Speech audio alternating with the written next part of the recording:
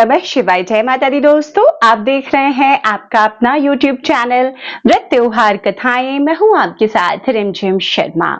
आज इस वीडियो में मैं आपके साथ सभी माताओं के लिए पूरे साल में जो व्रत सबसे ज्यादा महत्व रखता है उस व्रत ज्वितिया व्रत यानी कि जीवित पुत्रिका व्रत के बारे में संपूर्णता से सभी जानकारियां शेयर करने जा रही हूं। तो जो माताएं जीवित पुत्रिका का व्रत धारण करती हैं उनके लिए वीडियो बहुत उपयोगी है। जो माताएं इस बार जीवित पुत्रिका का व्रत धारण करना चाहती हैं यानी कि शुरू कर रही हैं उनके लिए भी ये वीडियो बहुत ही इंपॉर्टेंट है। तो वीडियो को अंत तक जरूर देख लीजिएगा। और जो भी माताएं बहनें इस व्रत को धारण कर रही हैं, अगर आप उन तक शेयर करेंगी तो वो भी लाभान्वित जरूर होंगी। दोस्तों, जीवित पुत्रिका का व्रत देखिए, जैसे हम ज्वितिया कहते हैं, खास तौर पर उत्तर भारत में ज्यादा कर रखा जाता है। जैसे कि उत्तर प्रदेश हो गया, बिहार हो गया, झारखंड हो गया, पश्चिम बंगाल जैसे राज्यों में भी जीवित पुत्रिका का व्रत रखा जाता है। और इन प्रांतों की महिलाएं माताएं जहां भी रहती हैं वहां भी इस व्रत को उसी उल्लास के साथ में सभी नियमों के पालना के साथ में धारण करती हैं। तो जीवित पुत्रिका का व्रत साल 2024 में हम किस दिन धारण करेंगे? जीवित पुत्रिका का व्रत देखिए 3 दिवसीय व्रत होता है, यानी कि नहाय खाए से व्रत के नियमों का पालना हम शुरू कर देते हैं। तो नहाय खाए किस दिन है, निर्जला निराहार जो व्रत होता है वो किस दिन धारण करना है और पारण कब और किस प्रकार से करना है, सभी जानकारियां एक एक कर मैं शेयर करने जा रही हूं। तो वीडियो को बहुत ध्यान से देख लीजिए, समझ लीजिए। देखिए, जीवित पुत्रिका यानी कि ज्वितिया का व्रत हम धारण करते हैं हर साल अश्विन मास के कृष्ण पक्ष की अष्टमी तिथि को। तो अष्टमी तिथि को व्रत हम धारण करेंगे, उसके लिए हम ये जानना बहुत जरूरी है कि अष्टमी की तिथि जो है कब प्रारंभ होकर कब समाप्त होगी और किन नियमों का पालन करते हुए हम व्रत किस दिन में धारण करेंगे।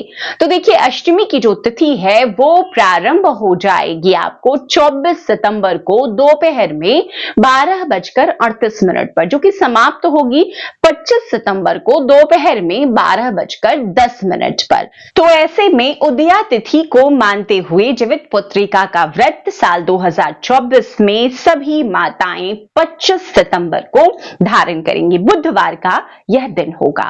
अब देखिए, व्रत के एक दिन पहले, किसी भी व्रत को जो हम करते हैं ना, एक दिन पहले नहाय खाए किया जाता है उस व्रत का। कई व्रतों में इसका विधान होता है, कई व्रतों में नहीं होता है, लेकिन जीवित पुत्रिका के व्रत में नहाय खाए का बहुत ज्यादा महत्व है, क्योंकि इसी दिन से हमें विधि नियमों का पालना शुरू कर देना होता है। तो नहाय खाए आपको करना है 24 सितंबर को मंगलवार के दिन। और व्रत का पारण कब करेंगे? 26 सितंबर को आपके शहर में जब भी सूर्योदय हो रहा है, सूर्योदय के बाद आप इस व्रत को खोल सकते हैं।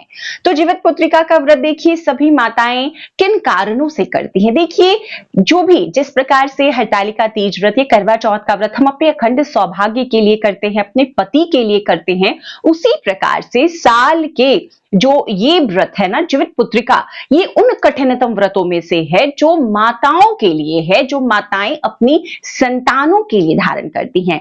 संतान के उत्तम स्वास्थ्य के लिए, उनकी दीर्घायु के लिए, उनकी उन्नति तरक्की के लिए माताएं जीवित पुत्रिका ज्वितिया का व्रत धारण करती हैं। जो माताएं चाहती हैं उन्नत संतान अपनी, वो संतान की प्राप्ति के पहले भी इस व्रत को कई क्षेत्रों में धारण करती हैं, किया जा सकता है। अब जीवित पुत्रिका के व्रत में एक मन में सवाल कई लोगों के पूछा भी है कई लोगों ने कि क्या पुत्र प्राप्ति के बाद ही जीवित पुत्रिका का व्रत धारण किया जाएगा? ऐसा कहीं वर्णित नहीं है। आपकी संतान है, मतलब आपकी पुत्री है, आपकी बेटी है, आपका बेटा है, आपके कोई भी संतान है, आप जीवित पुत्रिका का व्रत इस वर्ष से भी शुरू कर सकती हैं।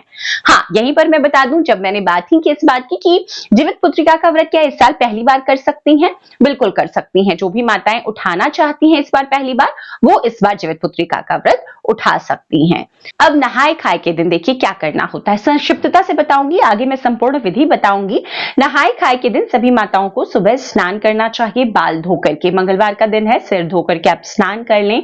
उसके बाद में आपको भोजन आज का बनाना चाहिए। भोजन में आपको क्या बनाना है? कुछ चीजें बहुत महत्व रखती हैं आज के खाने में, जैसे कि नोनी का साग, जैसे कि मड़ुए की आटे की रोटी, जैसे हम मिलेट अंग्रेजी में कहते हैं, रागी कहते हैं, उसकी रोटी आज खाई जाती है। जैसे झींगे की सब्जी, हमारे यहाँ पोई का पत्ता खाया जाता है, साग होता है एक तरह का, तो वो खाया जाता है। और देसी मटर, हमारे यहाँ कूशी केराव से बोलते हैं, तो कूशी केराव ये खाया जाता है। ये चीजें ऐसी है ना, 4-5 चीजें जो बहुत जरूरी होती हैं।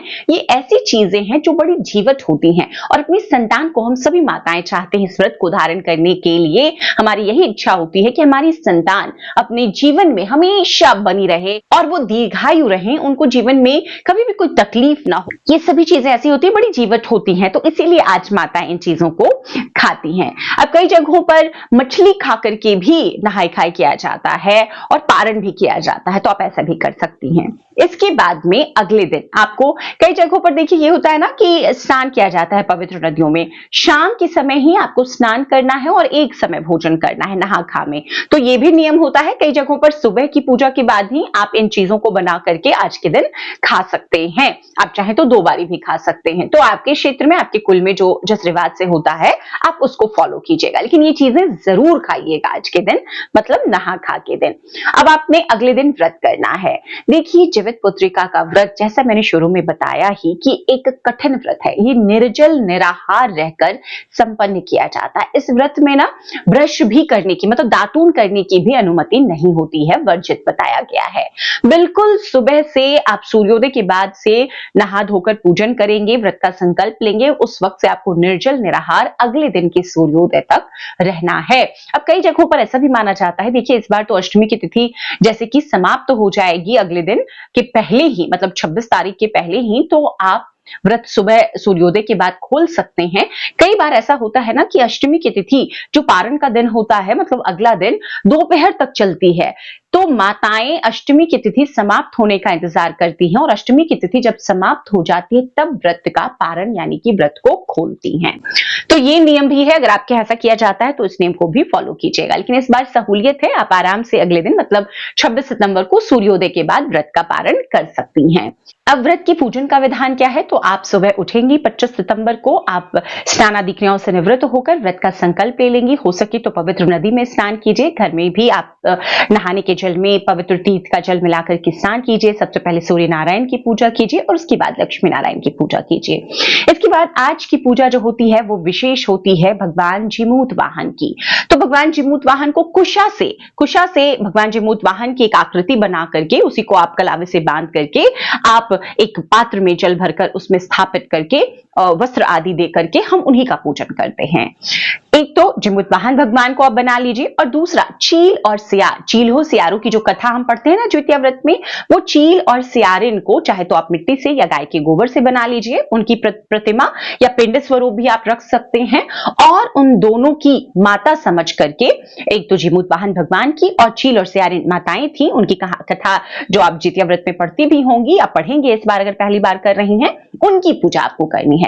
तो चील सियारिन के लिए जैसे कि आपको सिंदूर भी रखना है, और भगवान जीमूत वाहन का पूजन जैसे हम सभी देवों का पूजन करते हैं वैसे करना है। चील सियारिन को सुहाग की सामग्री भी अर्पित करें, लाल वस्त्र अर्पित करें, भगवान जीमूत वाहन को पीले वस्त्र अर्पित करें। विधि विधान से आप पुष्प, धूप, दीप, शुद्ध घी का एक दीपक लगा लें।